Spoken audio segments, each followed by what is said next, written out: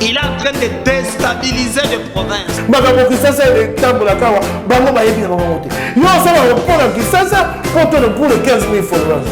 Le président Félix Antoine Tshisekedi a repris le projet de valider cette stratégie nationale.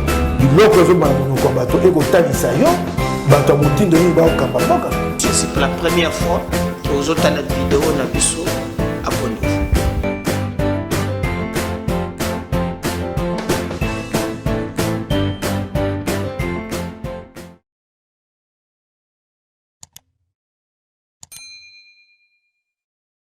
Ça brille, merci. L'actualité reste dominée. Ma rencontre Luanda, mais le torchon brille à Tragodé pour Yona Vital Caméré, ça tire à balles réelles. Alors, toko bete na bino masolo, to pesi bino mbote, papa maman bandiko, bino bozali kolanda biso partout à travers le monde, tozali kozala très reconnaissant envers vous na bandeko nyonso. Oyo bozali ko partager ba émission na biso parce que c'est na lobaka toujours grâce à vous que tokoki ko benga ma MKBZ officiel que tokoki pe ko sala musala po te bomo na yango na biso moko tokoko kate bozali ebele bozolanda biso na Aru bozolanda biso na Bunagana bozolanda biso na Luanda bozolanda biso na Soyo bozolanda biso na Manterne wana bato bakoyeba te batambola kate boza pe ebele na Kisantu na Banzangungu boza ebele na Matadi na Boma na Mwanda merci beaucoup bozolanda biso na Kingasani ya Suka bozolanda biso na Bitabe Pascal bozolanda biso na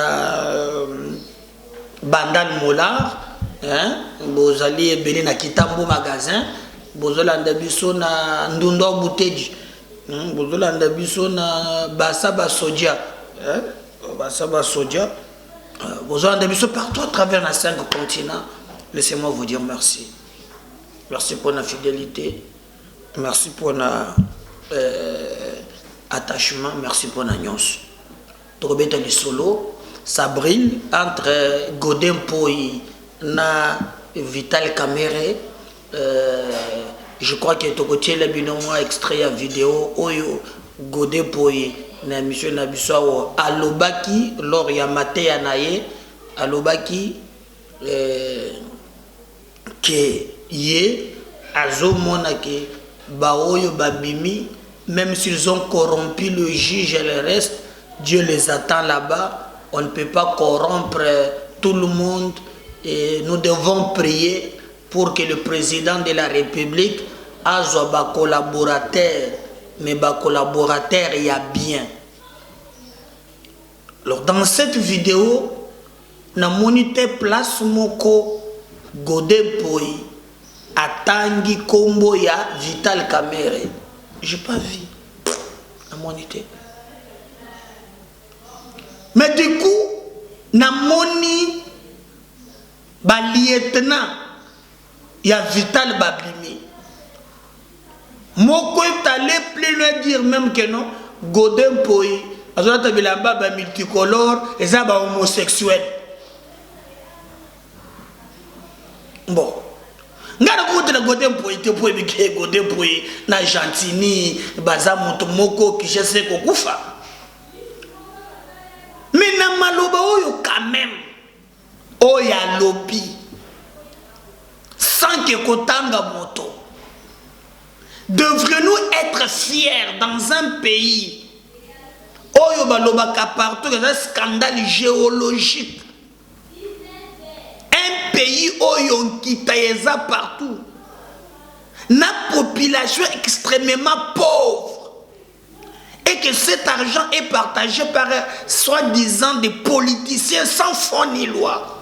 Qui se servent de notre peuple pour s'enrichir en toute impunité. À toute impunité. À toute impunité. À toute impunité. Et il y a des gens qui batangi mutute bobimi bandu ko finga batu Au contraire, nous devons, nous tous, quelles que soient nos appartenances, condamner la corruption. Il n'y a aucun pays au monde qui s'est développé. Ce qui mboka la corruption, cet argent qu'on détourne jour et nuit, cet argent peut servir. Ce qu'on finga la godé pour une. L'histoire est barina mutunyons. Ngana koko te la godé, mais au moins malobo ya lobby. Dieu doit juger Miyibi. Même si la justice de ce monde est comme ça de l'autre côté, il y aura un moment où Dieu va s'en occuper. Restons dans les fonds. Pourquoi vous fingaye, vous attaquez, est-ce que les projets 100 jours, il y a maison, Oyo,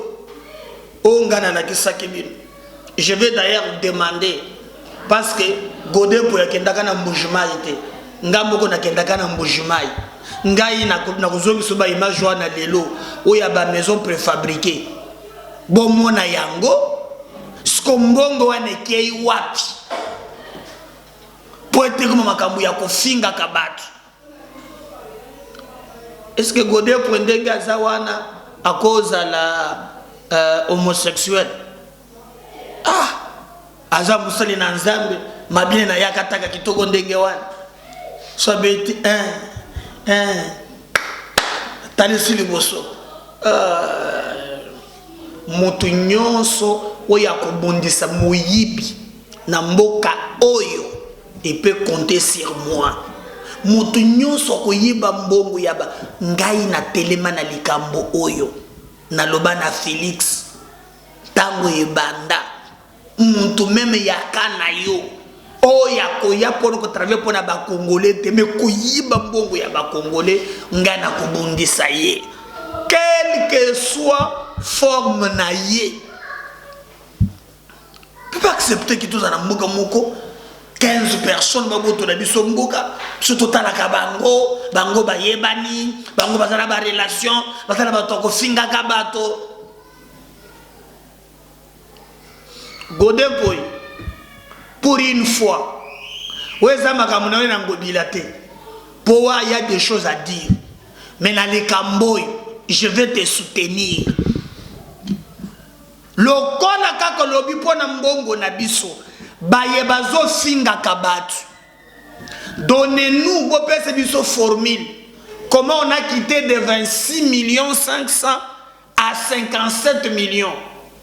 Bo pesa biso formule mbongo oyo comptable alobaka ke 2 millions bogenda ko kabulango soki wapi eleka na ba procès ata bolobi ke boza ba innocent.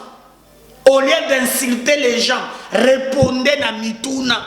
Et nazo senga ba congolais, na ba kinois, bisika nyonso tozali, totelemela moyibi. Ngai dekri ba ko menacer Godé boy. Godé boy na kokotela na makamuna ya ngobila te, mais le kambo na kokotela yo. Tu peux compter sur moi. Moi je connais makambo ndenge banda ndenge silaki. Chilelo na kutuna ka justice ayebi se biso mbongo na biso ke iwapi. Moi je suis pas en politique au nom des alliances et des accords na chira ba pour mola mboka na ngai te. Godé, tu peux compter sur moi. Oui, tu peux compter sur moi kaka na lekambo moko na lobi ya yo ngobina te. Lobi kaka na oyo. Onde ba ko finga kayo mikolo nyonso po lobi pona mbongo na biso, tu peux compter sur moi na oyo. Ya zando nde babuki wade talio na ngobile wana kuchilanga mutema te. O ya ba mususu ya ndenge bako yaka mbongo ya ba transport kuchilanga mutema te. Mais na oyo yeba ke tu peux compter sur moi. Cet argent le loté lobité totele malikolo toyeba ke mbongo na biso ke wapi. Moi, je ne commente pas les décisions en justice. Mais je me pose au moins des questions. Mbongo na biso ki wapi. Ah oui, je t'avais posé la question. On a dit ce que what. Et quand on commence à attaquer, bao baso tombo la mungongo pour na mbongo, moi je pense que faut kokote la bango. Godé, zala kimi na kokote la yo. Toko bonde tumba oyo. Toko bonde to. Et toko bonanga na yo. Ya moyibi. Ah, tu peux compter sur moi. Na lobi longolanga na makambo azandu na ya ba taxi parking wala cha permis to za ko te. Mais oyo po yo tangi ko mbwa muntu te. Mais bakomi ko finga yo tombo poko na kote. Wana na kokote la yo. Tu peux compter sur moi. Bao bazolinga ba bossa ne sabiso rapide li kapto ko bossa na kango jamais. On n'oublie jamais to ko bossa nango. Jamais to ko bossa. To ko bossa nango jamais. To ko bossa na te. Oh, to bossa na ndeni. Oh, aza monene, oh multicolore, oh aza lesbi, nini, homosexuel. Azo sala ba nini papa mbongo eke wapi. Bozo la Rwanda. Ozui Bunagana. Ton la Bunagana, tu déplaces les débats na Bunagana, tu oh stigmatisation, oh bazomo ba Rwandais. Papa, le problème est ça, pour occuper ma belle nabiso. Maman homosexuel is awata. What is that diversion? Congolais, bota la bango bien. Mutu nyonso azwa mbongo na bino botika yete parce que la justice appartient à Dieu. D'ailleurs Dieu c'est un Dieu de justice et c'est écrit même que c'est la justice qui élève une nation. Tokozonga la plus de détails na likambo wana bande konangai po boyeba mboka na bino eliko kende ndenge nini. Mais pendant qu'on réfléchit bino ba mémoire, je vais vous laisser suivre quand même moi extrême moko ungazalike na mbujimai bako finga godé ni te biloko aboy bako le bali susu ndenge nini.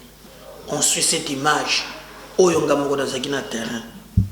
On va revenir juste après pour na ko tala le reste ya makambo ndenge ezalelaka avec vous. Voilà, je suis là na site PEM KO. Na maison préfabriquée. Sur les 300 maisons, ils ont construit en Boujima, 14 ils ont construit. Sur les 300, 16, le but faut 30. Tala ba matériel yango, mais bota la qualité ba matériel.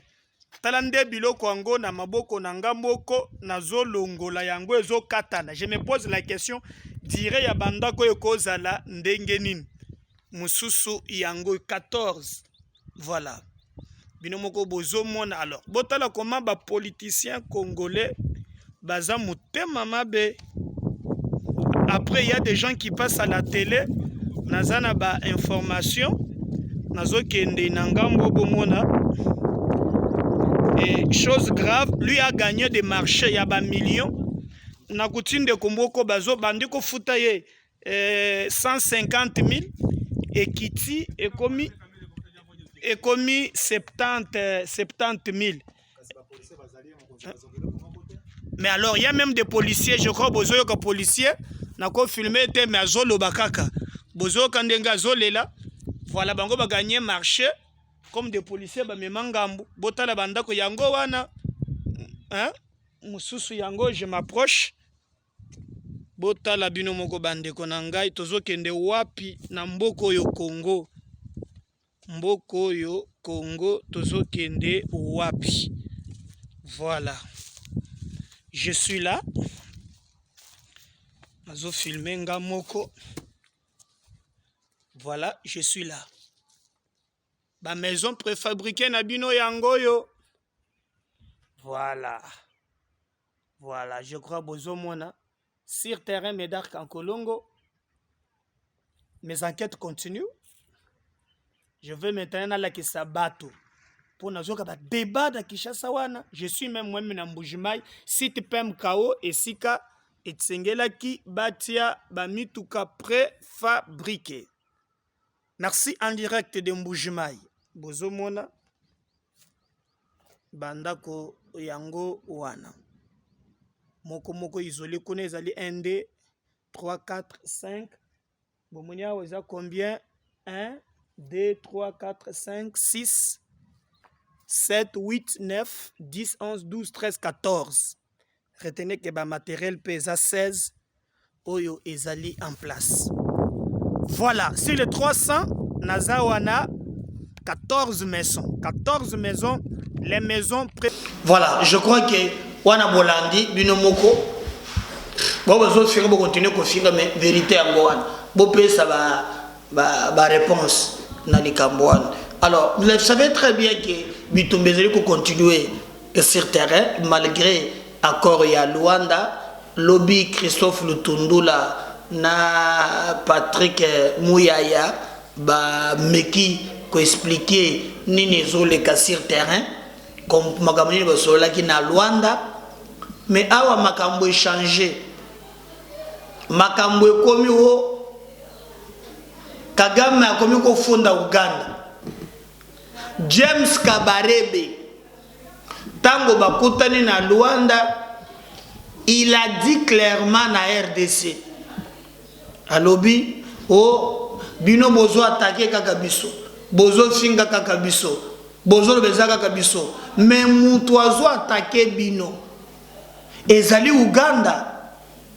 Sulutani Makenga oyo bazali lelo, c'est pas nous, eza Uganda. Voilà ce que Rwanda linga créé confusion afundi Uganda to fongola ba front ebele. Qu'est-ce qui se passe? Donc il y a un peu l'ensemble de tout. Montozo le bezanga était ministre de l'Affaires Affaires étrangères. Christophe le bitango ba komi kuna Jeune Kabarebe, James Kabarebe. Alors vous nous accusez pour rien. Biso tozo montozo c'est bino guerre ezali Uganda. Abi Makenga za na Rwanda. Moto yazali ko armée bango eza Uganda. C'est pas nous. Alors, l'RDC que soit font le peu front na Rwanda, na Uganda. Qu'est-ce qui se passe en réalité? Biso toganisike boba zo bundisi biso za kaka Rwanda. Mais wana James Kabarebe, chef d'état-major oyo musa elaki biso mboko oyo. Chef d'état-major awa yona ko chef d'état-major na Rwanda. Mais il dit clairement que non, eza bangote, eza Uganda. Beaucoup de degrés du tombé ça pardon. Et ça va continuer matin. Que sont le tour de la montagne bien. Ton je me suis dit ya nani. To genda na chemin nini. To fongo la front mususu na Uganda to sala ndenge nini. Je vais vous laisser suivre. Et c'est la vidéo et c'est la audio. Bolanda makambo oyo. Christophe Lutondo la Lobaki. Et nous allons revenir pour continuer dans l'émission Nabiso. Des activités, c'est ça la question fondamentale. C'est ça la question fondamentale. Ça fait depuis 2013, si je ne m'abuse. Et puis ça vient comme un fantôme armé jusqu'aux dents. C'est pas moi qui le dis, armé jusqu'aux dents, les Nations Unies l'ont dit. Et nous sommes à Nairobi, ok? Il y a un processus global. La RDC, le Rwanda, le Burundi, l'Ouganda, nous tous qui avons des problèmes de groupes armés, et on s'est mis d'accord sur ce qui... Et c'est quand même drôle, c'est pendant qu'on est en négociation que l'M23 tire sur les Congolais. C'est ça. C'est ça, je ne saurais pas vous dire pourquoi, mais en réalité, c'est quoi? J'ai eu à le dire ici avec mon collègue. En réalité, comme on dit chez nous ici, lorsque vous voyez le poussin qui prend la dimension, ça signifie qu'en fait, au-dessus de lui, il y a la poule qui donne la dimension. Vous voyez? Donc, on veut maintenir le pays dans la situation d'ingouvernabilité, en infusant dans le sang congolais l'instabilité, en mettant dans nos têtes un complexe, et on veut créer des espaces libre exploitation, on veut se donner, si vous voulez, l'ampleur du bœuf. Rappelez-vous la grenouille qui veut se faire aussi grosse que le bœuf. On veut bloquer le processus de Nairobi. C'est ça le vrai problème, la vraie motivation. Quant au retour sur la scène, je vais vous dire quelque chose, parce que c'est pas... Nous sommes en discussion. Alors, quelqu'un que vous connaissez bien, le général James Kabarebe, demande la parole. Il nous dit, mais vous vous en prenez à nous tout le temps, pourquoi? C'est pas nous qui vous attaquons. Makenga, dont le groupe est aujourd'hui en action, il ne vit pas chez nous. Il vit en Ouganda. J'ai mes notes, du mot à mot, parce que j'ai noté ça. C'est l'Ouganda qui a poussé ces gens, qui le soutient et qui leur donne la logistique et le matériel. Je le dis à la télévision, le monde entier me suit.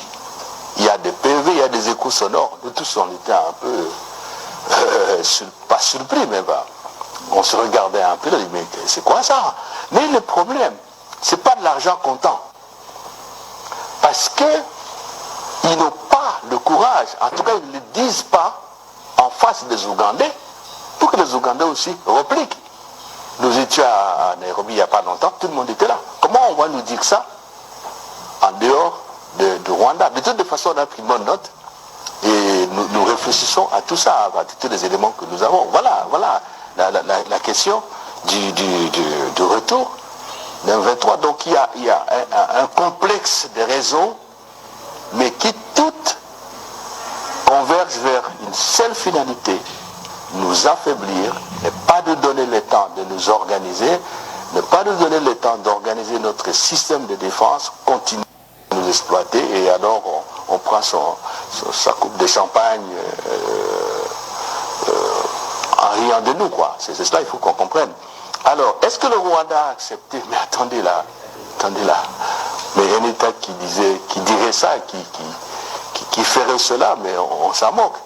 Le Rwanda ne peut jamais, ne vous attendez pas. J'attends beaucoup de Congolais qui disent ça. Que le Rwanda vous dise, oui, c'est moi qui vous attaque. Mais bon sang, mais c'est pas possible ça. Parce que là, il y a le droit international qui est là, il y a une certaine morale publique, il y a tout un tas de... Les conséquences sont graves. Et ne vous attendez pas à ça. Mais ce sont les attitudes, ce sont les preuves que nous avons. Je viens de vous parler de cette défense que l'on prend des M23. Des matériels militaires. Les matériels militaires, les militaires qu'on a vus, le fait que nous leur avons dit ça, c'est chaque fois qu'on m'appelle, moi, ministre des Affaires étrangères, pour me dire qu'il y aurait des bombes qui tomberaient sur le territoire rwandais, que dans les 24 heures, les M23 attaquent. Comprennent qui pourra. Il y a tout un tas, ça ne peut plus se discuter. Et parce qu'on dit, oui, la diplomatie congolaise, oui, ceci, cela. Pourquoi vous n'obtenez pas la condamnation du Rwanda? Mais les relations internationales ont leur mode d'expression, leur mode opératoire. Il ne faut pas oublier que chaque État, dans n'importe quel conflit, réagit en fonction de ses intérêts. Je vous dis que les États sont de monstres froids. On calcule, on dit que si je dis ça, ça va donner quoi, et moi je gagne quoi, et c'est comme ça. Et en dessous de tout ça, il y a les affaires. Donc moi je ne pense pas, et même allez, prenons une hypothèse. Tout le monde, le matin, demain dit, l'Ouganda agresse la RDC, on condamne. Ça va donner quoi? Ce dont nous avons besoin, ce n'est pas une condamnation verbale, c'est que ça s'est terminé. Et le fait que partout, on affirme que pour résoudre la crise, il faut que le Congo et le Rwanda se parlent. Mais pourquoi le Rwanda y est cité s'il n'y a rien? Dites-moi. Vous avez suivi Mme Bintou, oui. Le 29 juin dernier, qui a fait la démonstration, sans dire le nom, de ce qui se passe sur terrain. De toute évidence, pour ce qui concerne la situation sur le terrain, nos forces armées sont bien positionnées pour que la sécurité puisse être rétablie. Dans ce qui se passe, il y a évidemment le volet diplomatique pour lequel, parce que le président de la République, comme il a redit lui-même, nous voulons travailler pour la paix, nous voulons reconstruire notre pays. Mais ceux qui veulent nous imposer la guerre, nous trouverons sur le chemin. Il ne faut pas oublier qu'il y a 2 jours, je pense que le président de la République s'est exprimé sur le colonne de Financial Times, et que si les provocations continuent, nous en tirerons les conséquences. Y compris, et vous voyez déjà, ceux qui parlent des discours de haine, en réalité, la colère, elle est perceptible, et que le Congolais, militaire comme civil, nous sommes déterminés une fois pour toutes à en finir. Et donc, si vous avez vu le Rwandais s'est déplacé, je pense que dans les conditions actuelles, c'est plus eux qui ont besoin de discuter avec nous, parce que bientôt, quoi qu'il en soit, il y a des comités des experts qui travaillent, qui pourront démontrer à la face du monde que le M23, en réalité, est une fabrication rwandaise et qui opère sous son couvert avec armes, munitions. Bien, merci. Peut-être un petit rien là. 1 minute, c'est pour dire aux Congolais que nous allons gagner. Le président met tout son poids, tout son honneur. J'allais même dire, il considère que c'est en ce moment-ci que sa vie, son amour pour la patrie doivent être.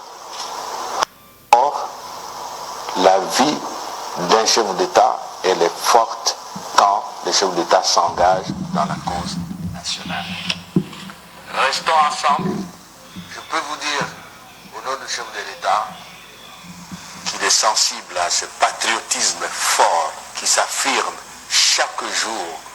La société civile, la jeunesse, les femmes, les politiques, les vieux, nous sommes comme un seul homme. Tokolonga et Tumba. Voilà. Je pense que Bolandi, Christophe Lutundula, Maye Oyo, Ye Alobi, mais sur terrain aussi, Makambo ils ont évolué très bien, parce que lobby, batu soba tolo ba Ruchuru, ezana maboga ya M23, boyena boye, général et Constant Dima akitaki lobby, ye moko na Ruchuru, asolola kina commandant des opérations, mboka wana ezalaki occupé na badongolo miso ya M23, les lois armées na biso moto ezu yango. En tout cas, je veux vous laisser suivre vraiment Makamboni wana, et vous allez voir comment ça va se passer.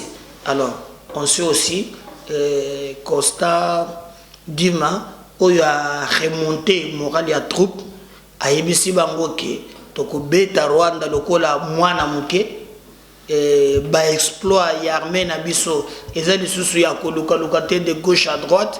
Notre armée est déterminée ya kusila nana ba ndoki oyo, et nos militaires baza na front moral na bango ezali likolo, bazali ko travailler pour na ko mettre vraiment bandeko wana KO.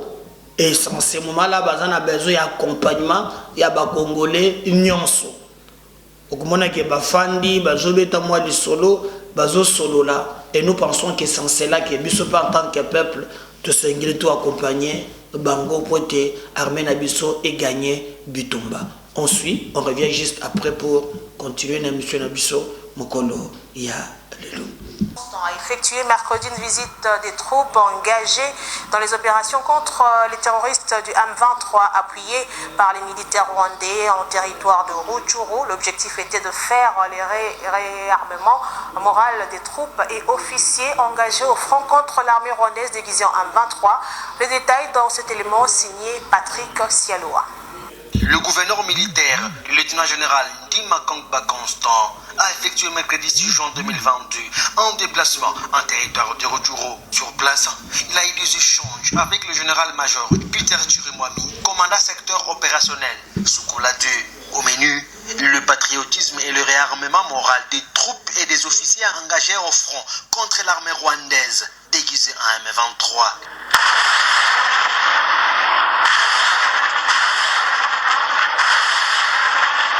Le gouverneur de Provence en a profité pour transmettre les instructions et les orientations de la haute hiérarchie en rapport avec cette guerre injuste dont les conséquences se font sentir dans la population victime de l'agression de l'armée de Paul Kagame.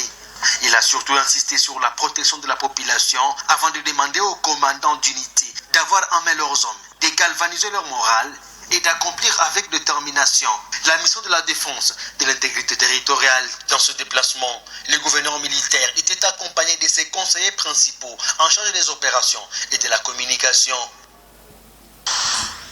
Une rencontre décisive. Voilà, je crois que Wana Bolandi vraiment ndenge nini bazali koloba et nous pensons que Tokokende Nango Tinasuka et nous demandons vraiment Carmen Abisso Ekende Liboso. Alors, pour n'acheter, je vais vous donner quand même tripartite Angola. Félix Tshisekedi impose 3 conditions à Paul Kagame. Alors, je crois que les 3 conditions pour la RDC, cette partie, le président de la République démocratique du Congo appelle le Rwanda à être sincère, à admettre qu'il soutient le M23, exige le M23 la clarification de tous ces liens avec le Rwanda. Il y a de l'espoir pourtant qu'il y ait de la sincérité, a déclaré Tshisekedi dans une interview accordée à Official Time, et d'ajouter si le Rwanda reconnaît qu'il a soutenu le M23 et pourquoi il soutient ces mouvements, ça serait sincère. Nous pourrons ensuite discuter de mettre tout cela sur table. De son côté, Paul Kagame rejette toujours l'implication de son pays aux côtés des rebelles M23. Nous avons besoin de la paix pour nos 2 pays. Il doit avoir la paix au Rwanda, il doit y avoir la paix à RDC. Alors, je crois que les 3 conditions, Oyo, Félix Tshisekedi appelle si Kagame, je crois que Kagame, Bolanda qui n'a vu ce qu'il a rejeté Yango, a eu responsabilité à Boakeli Yango Ouganda. Ouganda, Moutouazali responsable, na résurgence ya M23, na Mabele, na Bisso. Rwanda zo senga ba Oyo, RDC suspendre. Ezonga Nangola Félix Tshisekedi a boy. Alors il n'y aura pas de désaccord. Ce qui vont clarifier tes positions maintenant 23 et pourquoi vous soutenir Yango.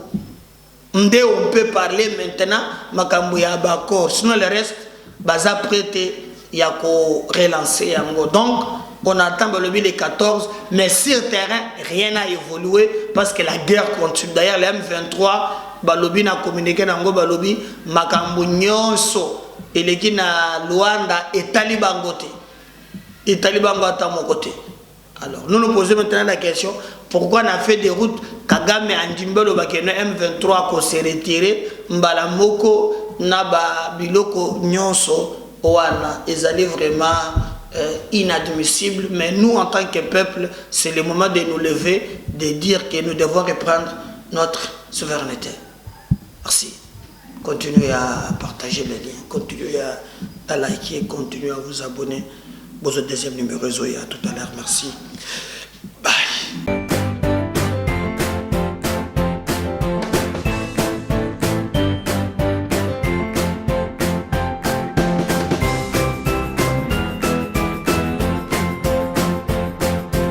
Kabila Beka Kamoutoute. Il est en train de déstabiliser les provinces.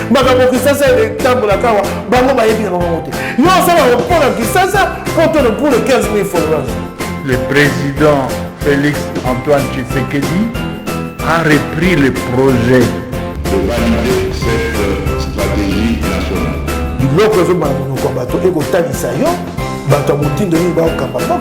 C'est la première fois que vous avez la vidéo.